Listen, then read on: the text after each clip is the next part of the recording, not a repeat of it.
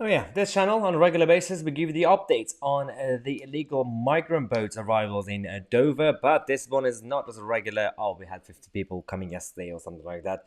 As of yesterday, we've now reached 3,000 in 2022 and is officially exceeded 2021, 2020 and of course all previous years, because last year we had the record high, and 2020 was before 2021 was like the big year. Oh, the crisis started getting worse. 2022 says, hold my beer, I'm going to show you a crisis. Now this is getting completely out of control now, because the last 100 people who came yesterday on the boats, and of course the taxis, or as we call them, the border force, collected them and took them to hotels, made the number reach 3,000 so far this year. Now, RNLI, on the one hand, they of course they got small boats and they get the dinghies and they get a few people coming in, and this has been one issue because look at this, they got these boats, fine, they could collect a few people, and this has been going on for a long time. But recently, we've been using massive vessels, massive border force vessels, because we can't even cope with the numbers. So we're sending these massive ships out, seekers and everything else, to go collect dozens and dozens every single time when they come into the UK territory, because we don't know how to deal with our best friend Emmanuel Macron.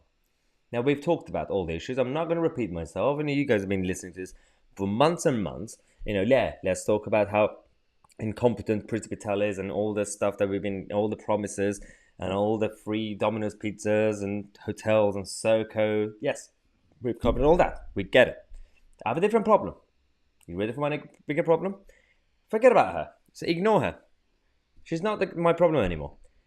If I were Boris Johnson, if I were the Prime Minister, I would say, okay, Home Secretary, your portfolio, you keep it, but for this issue, go away. I would actually deal with it myself.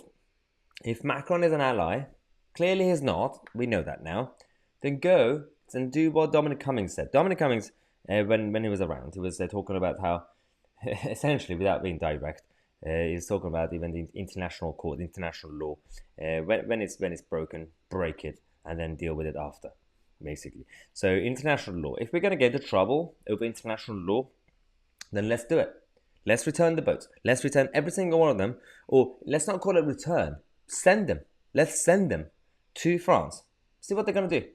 And if they start a ping pong game, then just keep sending them back. And if Macron decides to sue us, takes us to international court, then let it happen. I don't care. Keep breaking the law until they realize that we are not going to be fooled. I don't care. I know this is like layman terms. This is just me as an outsider. I'm not in government, and people would say, well, Maya, of course you can say you don't understand how government works. Sure. But the common sense you get is from ordinary people, not from the establishment. The elite have let us down. And that's exactly how Trump was created. Because the establishment was using their diplomatic language for years and years and causing trouble. And Trump came and said, I'm going to break all your rules, all your conventions, and I'm just going to do what an ordinary person on the street would think. Because we are representing people. And he did that. Whether it was shutting down the migration or dealing with a lot of other issues, he did it. So we need a maverick. We need someone who's street smart to actually come and to completely shake up the whole system. So I'm not even going to focus on Priti Patel anymore, because I've lost all confidence. I don't really care anymore. The problem goes to the top. Boris Johnson, FCO, the Home Office, the whole of the establishment and the whole of the culture. Someone needs to stand up for British people.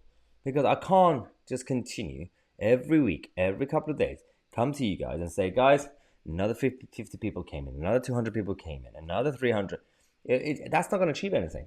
So we're going to have to start some sort of movement. And I've said this a couple of weeks ago. I'm going to start some sort of movement quite soon, actually, on this issue and many other issues. Because clearly, we have to take back control of the whole narrative.